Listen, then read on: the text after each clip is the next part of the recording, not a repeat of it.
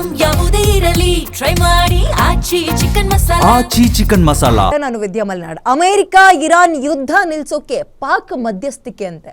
ಇಸ್ಲಾಮಾಬಾದ್ನಲ್ಲಿ ಸಂಧಾನದ ಮಾತುಕತೆ ನಡೆಯುತ್ತಂತೆ.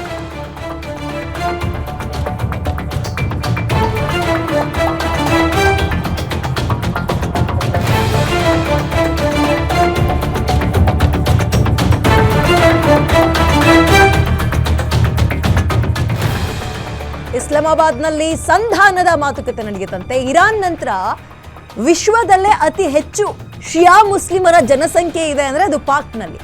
ಗಲ್ಫ್ ರಾಷ್ಟ್ರಗಳ ಜೊತೆಗೂ ಕೂಡ ಉತ್ತಮ ಸಂಬಂಧವನ್ನ ಈ ಪಾಕಿಸ್ತಾನ ಹೊಂದಿದೆ. ಸೌದಿ ಅರೇಬಿಯಾ ಜೊತೆಗೆ ರಕ್ಷಣಾ ಒಪ್ಪಂದವನ್ನ ಕೂಡ ಈ ಪಾಕ್ ಮಾಡಿಕೊಂಡಿದೆ. ಅಮೆರಿಕ ಅಧ್ಯಕ್ಷ ಟ್ರಂಪ್ ಜೊತೆಗೂ ಉತ್ತಮ ನಂಟಿದೆ. ಈಗ ಇರಾನ್ ವಿರುದ್ಧದ ದಾಳಿಯನ್ನ ಈಗಾಗಲೇ ಪಾಕಿಸ್ತಾನ ಖಂಡಿಸಿದೆ. ತನ್ನದೇ ನೆಲದಲ್ಲಿ ಮಾತುಕತೆ ನಡೆಸೋಕ್ಕೂ ಕೂಡ ಆಹ್ವಾನವನ್ನ ಪಾಕಿಸ್ತಾನ ಕೊಡ್ತಾ ಇದೆ. ನೀವು ಬನ್ನಿ ನಾವು ಜಾಗ ಮಾಡ್ಕೊಡ್ತೀವಿ, ವೇದಿಕೆ ಮಾಡ್ಕೊಡ್ತೀವಿ ಅಂತ. ಅಮೆರಿಕ ಅಧ್ಯಕ್ಷರ ಜೊತೆ ಪಾಕ್ ಸೇನಾ ಮುಖ್ಯಸ್ಥ ಆಸಿಮ್ ಮುನೀರ್ ಮಾತುಕತೆ ನಡೆಸಿದಾರಂತೆ. ಇರಾನ್ ಅಧ್ಯಕ್ಷ ಮಸೂದ್ ಪೆಜೆಶ್ಕಿಯಾನ್ ಜೊತೆಯೂ ಕೂಡ ಪಾಕ್ ಪ್ರಧಾನಿ ಚರ್ಚೆ ಮಾಡಿದ್ದಾರೆ ಅನ್ನೋ ಮಾಹಿತಿ. ಆದರೆ ಈಗಾಗಲೇ ಅಮೆರಿಕ ಜೊತೆಗೆ ಮಾತುಕತೆಯನ್ನ ಇರಾನ್ ನಿರಾಕರಿಸಿದೆ. 48 ಗಂಟೆ ಆಯಿತು, ಅದಾದ್ಮೇಲೆ 5 ದಿನದ ಕದನ ವಿರಾಮ ಅಂತ ಆಯಿತು. ಬಟ್ ಇದು ಯಾವುದಕ್ಕೂ ನಾವು ಕೇರ್ ಮಾಡಲ್ಲ ಅಂತ ಹೇಳಿದ್ದಾರೆ. ಯಾವುದಕ್ಕೂ ಕೇರ್ ಮಾಡಲ್ಲ ಅಂತ. ಅಮೆರಿಕ ಜೊತೆಗೆ ಮಾತುಕತೆಯನ್ನೇ ನಡೆಸೋದಿಲ್ಲ ಅಂತ ಇರಾನ್. ಯಾವಾಗ ಅವರ ಸುಪ್ರೀಂ ಲೀಡರ್ನ ಕಳ್ಕೊಂಡ್ರೋ ಅವತ್ತಿಗೆ ಅವರ ತಾಳ್ಮೆನೂ ಕೂಡ ಕಳ್ಕೊಂಡಿದ್ದಾರೆ. ಕದನ ವಿರಾಮಕ್ಕೆ ಸಂಬಂಧಪಟ್ಟಂತೆ ಅಮೆರಿಕದೊಂದಿಗೆ ಯಾವುದೇ ಮಾತುಕತೆ ನಡೆಸಿಲ್ಲ ಅಂತ ಕೂಡ ಈಗ ಆಲ್ರೆಡಿ ವಿದೇಶಾಂಗ ಇಲಾಖೆ ಹೇಳಿದೆ. ಅಲ್ಲದೆ ಇರಾನ್ ಸಂಸತ್ತಿನ ಸ್ಪೀಕರ್ ಏನಿದ್ದಾರೆ ಅವರು ಕೂಡ ನಮ್ಮ ಸರ್ಕಾರ ಮಾತುಕತೆ ನಡೆಸಿಲ್ಲ, ಇದೆಲ್ಲವೂ ಸುಳ್ಳು ಸುದ್ದಿ, ಇದು ಈಗ ಆಲ್ರೆಡಿ ಈ ಷೇರು ಮಾರುಕಟ್ಟೆಗಳು ಬಿದ್ದೋಗಿದಾವಲ್ಲ ಅದನ್ನು ಹೈಕ್ ಮಾಡ್ಕೊಳ್ಳೋಕ್ಕೆ ಅಥವಾ ಚೇತರಿಸ್ಕೊಳ್ಳೋಕ್ಕೆ ಇದೆಲ್ಲ ಸುಳ್ಳು ಸುದ್ದಿ ಹಬ್ಬಿಸ್ತಾ ಇದ್ದಾರೆ ಅನ್ನುವಂಥದ್ದನ್ನು ಈ 5 ದಿನ ಕದನ ವಿರಾಮಕ್ಕೆ ಸಂಬಂಧಪಟ್ಟಂತೆ ಏನು ಹೇಳ್ತೀರಾ, ಮಾತುಕತೆ ಆಗಿದೆಯಾ ಅನ್ನೋದಕ್ಕೆ ಇರಾನ್ ಅವರು ಹೇಳ್ತಾ ಇದ್ರು. ಈಗ ಇದರ ನಡುವೆ ಪಾಕಿಸ್ತಾನ ಸಂಧಾನ ಮಾಡ್ಕೊಳ್ಳಿ, ನಾವು ನಿಮಗೆ ವೇದಿಕೆಯನ್ನು ರೆಡಿ ಮಾಡಿಕೊಡ್ತೀವಿ ಅಂದಿದ್ದಾರೆ. ಅವರ ಮಾತಿಗೆ ಎಷ್ಟರ ಮಟ್ಟಿಗೆ ಎರಡೂ ದೇಶಗಳು ಒಂದು ರೆಸ್ಪಾಂಡ್ ಮಾಡುತ್ತೆ ಅನ್ನೋದು ಕೂಡ ಕುತೂಹಲ ಮೂಡಿಸ್ತಾ ಇದೆ. ನೆನ್ನೆ ಇದೇ ವಿಚಾರಕ್ಕೆ ಸಂಬಂಧಪಟ್ಟಂತೆ ಸಂಸತ್ತಿನಲ್ಲಿ ನಮ್ಮ ದೇಶದ ಪ್ರಧಾನಿಗಳು ಕೂಡ ನಮ್ಮ ದೇಶದ ಸ್ಟ್ಯಾಂಡ್ ಏನು, ಮಾನವೀಯತೆಯ ಬಗ್ಗೆ ನಾವು ಈಗಲೂ ಕೂಡ ನಿಂತ್ಕೊಳ್ತೀವಿ, ಮಾನವೀಯತೆಯ ವಿಚಾರವೇ ನಮ್ಮ ಸ್ಟ್ಯಾಂಡ್, ನಾವು ಅದಕ್ಕೆ ಅಂತ ಹೇಳಿದರು. ಅಂದರೆ ಶಾಂತಿ ಅಂತ ಹೇಳಿದರು.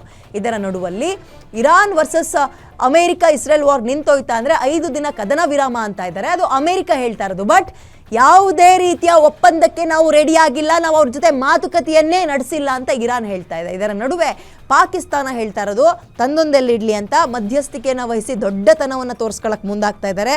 ಅದೇನಪ್ಪ ಅಂತ ಹೇಳಿದ್ರೆ, ಬರ್ರಿ ನಾವು ನಿಮಗೆ ಜಾಗ ಕೊಡ್ತೀವಿ ಅಂದರೆ ಸಂಧಾನ ಮಾಡ್ಕೊಳ್ಳಿ ಇಲ್ಲಿಗೆ ಬಂದು ಅಂತ.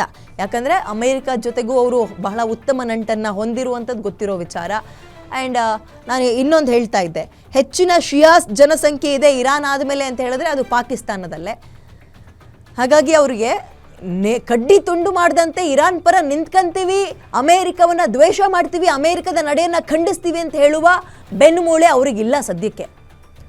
ಅಮೇರಿಕ ಇರಾನ್ನ ಸಪೋರ್ಟ್ ಮಾಡಿದ ತಕ್ಷಣ ಅಮೇರಿಕವನ್ನು ದ್ವೇಷಿಸ್ತಾರೆ ಅನ್ನುವ ಗಟ್ಟಿ ಧ್ವನಿಯಿಂದ ಹೇಳುವ ಬೆನ್ಮೂಳೆ ಅಂತೂ ಪಾಕಿಸ್ತಾನಕ್ಕೆ ಸದ್ಯಕ್ಕಿಲ್ಲ.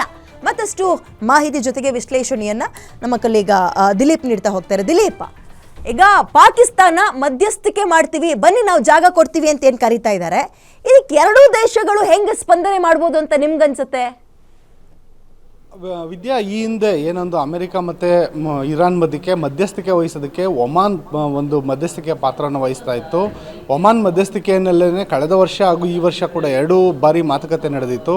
ಇದಲ್ಲದೇ ಏನೊಂದು ಅಣ್ವಸ್ತ್ರ ವಿಚಾರವಾಗಿನ ಮಾತುಕತೆಗೆ ಜಿನಿವಾದಲ್ಲಿ ಮಾತುಕತೆ ನಡೀತಿತ್ತು. ಆದರೆ ಇದೀಗ ಪಾಕಿಸ್ತಾನ ತಾನು ಮಧ್ಯಸ್ಥಿಕೆ ವಹಿಸ್ತೀನಿ ಅಂತ ಹೇಳ್ಕೊತಾ ಇದೆ. ಏನಕ್ಕೆ ಅಂದರೆ ಪಾಕಿಸ್ತಾನದಲ್ಲಿ ವಿಶ್ವದಲ್ಲಿ 2ನೇ ಅತಿ ಹೆಚ್ಚು ಶಿಯಾ ಬಾಹುಳ್ಯ ಇದೆ. ಅಂದರೆ 5 ಕೋಟಿಗೂ ಹೆಚ್ಚು ಮಂದಿ ಶಿಯಾ ಮುಸ್ಲಿಮರು ಪಾಕಿಸ್ತಾನದಲ್ಲಿ ನೆಲೆಸ್ತಾ ಇದ್ದಾರೆ. ಒಂದು ವೇಳೆ ಏನಾದರೂ ಪಾಕಿಸ್ತಾನ ಇರಾನ್ ವಿರುದ್ಧ ಏನಾದರೂ ಯುದ್ಧಕ್ಕೆ ಹೋಗಿದ್ರೆ ಅಲ್ಲಿ ಪಾಕಿಸ್ತಾನದಲ್ಲಿರೋ ಶಿಯಾ ಮುಸ್ಲಿಮರು ದಂಗೆ ಹೇಳ್ತಿದ್ರು. ಆ ಕಾರಣದಿಂದಾಗಿ ಪಾಕಿಸ್ತಾನ ಅಮೆರಿಕಕ್ಕೆ ಬೆಂಬಲ ಕೊಟ್ಟು ಇರಾನ್ ವಿರುದ್ಧ ಯುದ್ಧಕ್ಕೆ ಹೋಗಿಲ್ಲ. ಆದರೆ ಇರಾನ್ ಮೇಲೆ ದಾಳಿ ಮಾಡೋದಕ್ಕೆ ಅಮೆರಿಕದ ಯುದ್ಧ ವಿಮಾನಗಳಿಗೆ ಪಾಕಿಸ್ತಾನದ ವಾಯುಪ್ರದೇಶ ಬಳಕೆ ಮಾಡ್ಕೊಳ್ಳೋಕ್ಕೆ ಪಾಕಿಸ್ತಾನ ಅನುಮತಿ ಕೊಟ್ಟಿದೆ ಅನ್ನೋ ಒಂದು ಆರೋಪವನ್ನು ಕೂಡ ಈ ಹಿಂದೆ ಇರಾನ್ ಮಾಡಿತ್ತು. ಹೀಗಾಗಿ ಇರಾನ್ ಅಧ್ಯಕ್ಷರ ಜೊತೆ ಪಾಕಿಸ್ತಾನ ಪ್ರಧಾನಿ ಶಹಬಾಜ್ ಶರೀಫ್ ಅವರು ಮಾತುಕತೆ ನಡೆಸಿದ್ದಾರೆ ಅನ್ನೋ ಮಾಹಿತಿ ಇದೆ. ಇತ್ತ ಅಮೆರಿಕ ಅಧ್ಯಕ್ಷ ಡೊನಾಲ್ಡ್ ಟ್ರಂಪ್ ಅವರ ಜೊತೆ ಪಾಕ್ ಸೇನಾ ಮುಖ್ಯಸ್ಥ ಆಸಿಮ್ ಮುನೀರ್ ಮಾತುಕತೆ ನಡೆಸಿದ್ದಾರೆ ಅನ್ನೋ ಮಾಹಿತಿ ಕೂಡ ಇದೆ. ಆದರೆ ಪಾಕಿಸ್ತಾನದಲ್ಲಿ ಬಂದು ಇಸ್ಲಾಮಾಬಾದ್ಗೆ ಬಂದು ಅಮೆರಿಕದ ಪ್ರತಿನಿಧಿಗಳ ಜೊತೆ ಮಾತಾಡೋದಕ್ಕೆ ಇರಾನ್ ಒಪ್ಪುತ್ತಾ ಅನ್ನೋದು ಸದ್ಯದ ಪ್ರಶ್ನೆ.